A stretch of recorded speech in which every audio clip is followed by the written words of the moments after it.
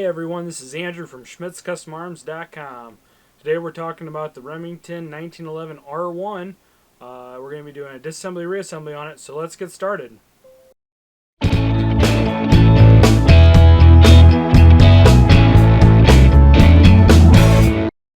So first what we're going to do is we're going to remove the full-length guide rod. This is an aftermarket part that I put into this gun.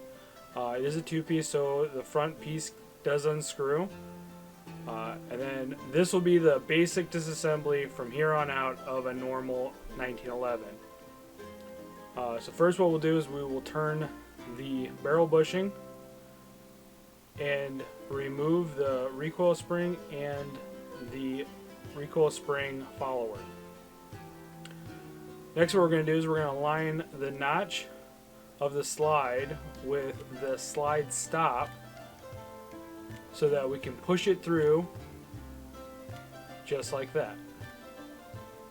What that does now, it allows the barrel and all the linkage to come freely from the frame and move forward. Next we're going to remove the second part of the guide rod. Now we are going to take and turn the barrel bushing the opposite direction, which will allow it to pass out of the slide. And it actually has a very tight fit on this 1911, so I'm using the barrel to help pull it out of there.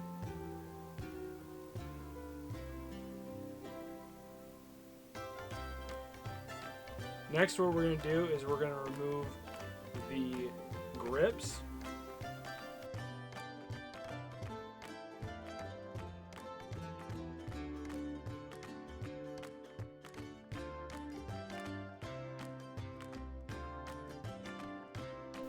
So sometimes you won't necessarily have to remove the grips. They should be able to be removed with just removing the two screws. And sometimes they're kind of sticky like these ones are, so I'm using the cutout of the frame to help push them out without damaging the grips.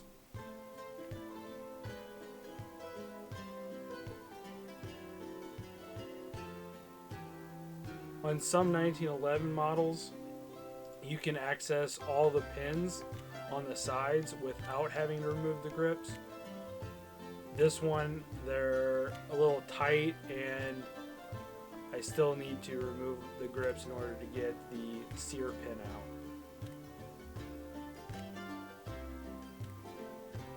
Once again, I'm going through that cutout of the frame, which you will see here in a second. And I'm just lightly tapping on the inside.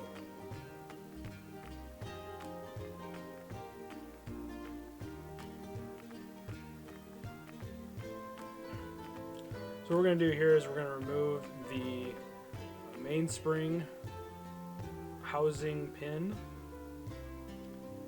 And as you can probably see, the hammer is in the down position, which is going to make this very difficult to take off. And you'll see me in just a few seconds correct that issue and bring that hammer up. Make sure you don't let it just drop onto the frame. That can damage the frame, as it is not as hard as the hammer. And so now what I'm doing is I'm trying to depress that mainspring, which will make it easier to remove that pin. You can use a punch to remove it, but this is how I normally do it. And then the housing will slide right out. Next what we're going to do is we're going to remove the thumb safety. And as you can see, it will not come out of there with the hammer in the up position. So you actually have to push it down and then it will slide out properly. Once that's removed, you can remove the grip safety. And I normally will take out the leaf spring assembly. Next we're going to punch out the hammer pin.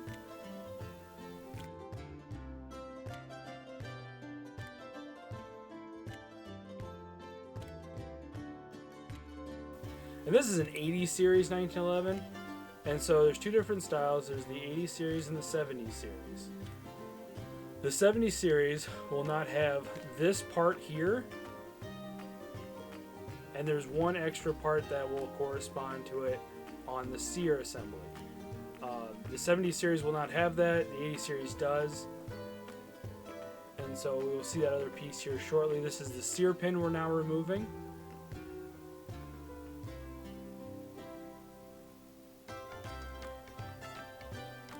And those pins should come out pretty easily. But now you can see the two pieces on the top there are both pieces. That piece there and the other one are both pieces you only see in an 80 series 1911. So if you have a 70 series, you won't have them. You don't have to worry about them. Next, we're going to remove the magazine catch. And what you have to do is you have to push on the magazine catch a little bit and then turn the screw inside of there to get it to fall into a slot and open it up, and then you can remove the trigger assembly. Right here we have the pin that holds on the ejector, and only remove that if you have to fix the ejector. And there is the plunger housing that's staked in, so don't remove it unless you absolutely have to. Next, we're going to remove the firing pin block.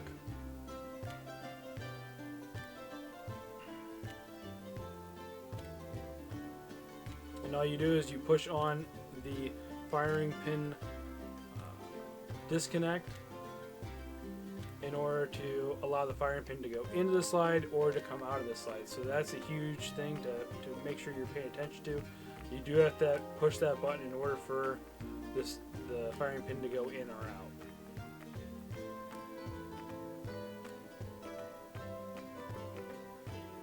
Once we have the firing pin out, we can remove that firing pin disconnector. Now, mind you, this is an 80 series, so once again, the 80 series will have the disconnect on the slide, which stops the firing pin from going up or down. The 70 series will not have that. That will be one step that's just taken out of it.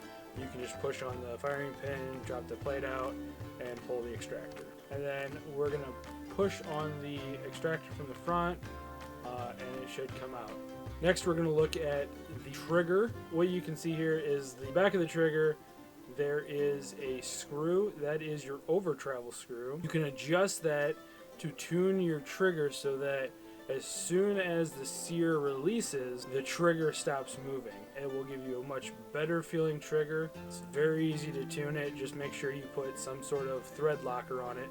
It can cause problems if it starts to walk out on you. So let's do some reassembly. We're going to insert the trigger, and that should slide in there. Next is the magazine catch, and that we will have to press up a little bit when we go to turn that screw, and it'll pop in and you will feel that.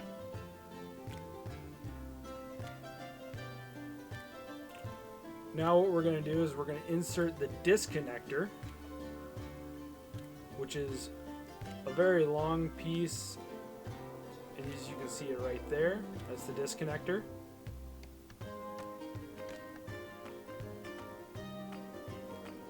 Next we'll insert the sear, and it should be oriented that way. Towards the bottom of your screen is the top of the frame. And now, normally what I do is I try to get those two pieces aligned because the pin goes through both the sear and the disconnect.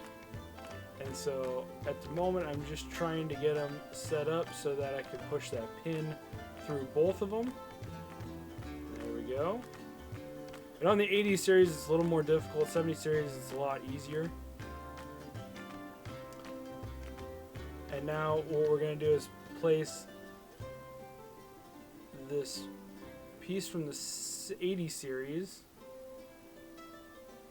It's kind of hard to see, but basically what I'm doing is sliding it along the side and running that pin through the hole. Now we'll do the hammer, and so the hammer will start the pin in the hammer just like so. We'll get that started. And then what I'll do is I'll back that pin out so that I can insert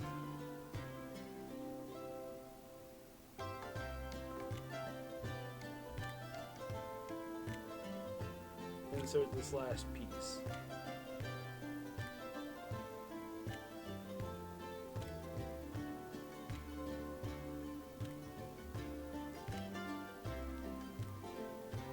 And you'll want the top of it, when it's in the down position, to be flush with the top of the slide. Next we have the leaf spring. The leaf on the far left will press against the back side of the sear. The leaf in the middle will push on the bottom of the disconnect. And the one all the way to the right will be your spring, which causes your grip safety to push back. And then we'll flip down the hammer strut. And normally what I do is I will install the mainspring housing and just bring it up a little bit so I can hold on to the hammer strut and I can kind of see what I'm doing. So I'm trying to get it in that little indentation, and that's where the mainspring is.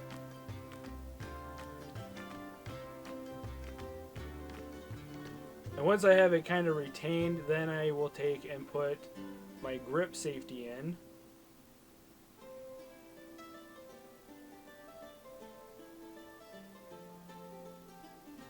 And now that my grip safety is in, I'm putting the spring for the thumb safety in so I can install the thumb safety to retain the grip safety. Just like that. And then I take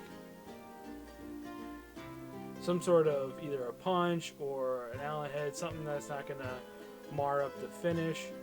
And then I will push that plunger in so that I can get the safety on. And once again, you have to have the hammer down in order for the thumb safety to go in. Now that I'm going to be installing the mainspring the rest of the way, I am going to put the hammer back up. And right now I'm trying to get that strut back onto the divot. It did fall off. It does happen. Normally, if you tilt the gun back and rest it inside the grip safety, it makes it a little bit easier to realign it. And then we're just going to insert the pin. I'm just using the nylon end of my hammer. There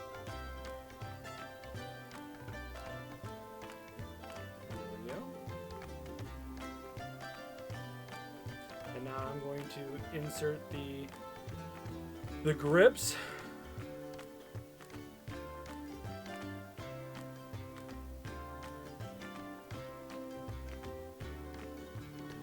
And I try not to over tighten these. If you do, you can seize them up inside those bushings, and then the next time you remove them, it can take those off. So I put just a little bit of tightness to them, just so they're snug. I've never had any of them walk out on me. Don't usually have an issue with that.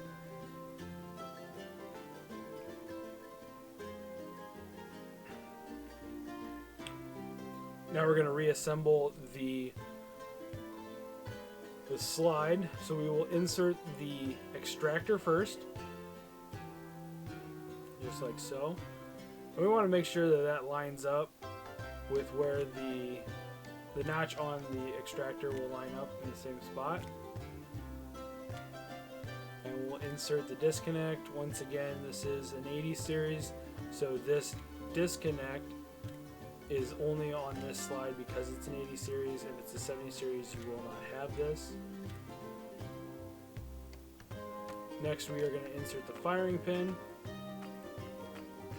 This is where it gets a little tricky, because we have to make sure that that firing pin's in, and we have to slide the firing pin retaining plate in.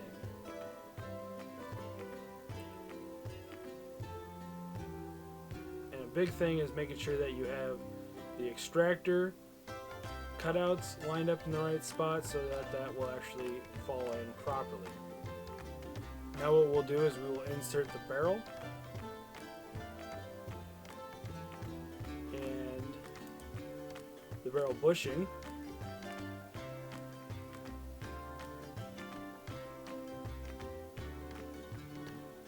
Once those are in, we're going to take and move the barrel bushing in the other direction to lock it in place. We want to make sure that the barrel link is in the up position. So when we put the guide rod pieces in there, that it all holds up, and then we want to move that link to the forward position so that way it lines up with our hole inside of our frame.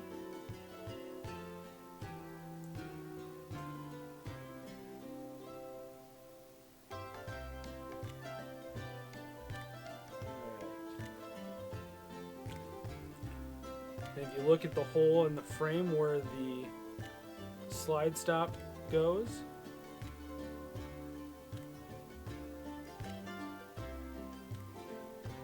you should be able to see the hole I'm trying to find. Once I have them lined up, I can put the frame slide stop in. You want to be careful with this because you can scratch your flame when you rotate it up. So you just want to make sure you're very careful. Don't let the metal touch the frame of the slide stop. Now what we're doing is we're pushing in the recoil spring.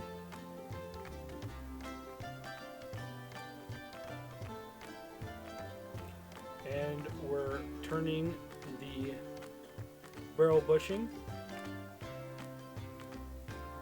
right where it lines up with the recoil spring follower. Once that's in there, then we're going to put the second half of our guide rod in. This is not a standard part on some 1911s. Some 1911s will basically just have that first guide rod piece that we put in, and that would be the end of it. This one's been upgraded to have a full-length guide rod. And so now what we're doing is we're just doing a systems check, making sure that everything's working properly.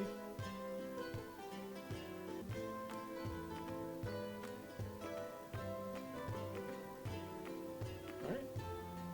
This was the Remington 1911 R1 Disassembly Reassembly. I hope you enjoyed it. If you did enjoy it, please hit the like button, and if you could subscribe. If you have any comments or concerns or anything you want to see next, please leave some information down in the comment section below. Thank you, and as always, have a great day.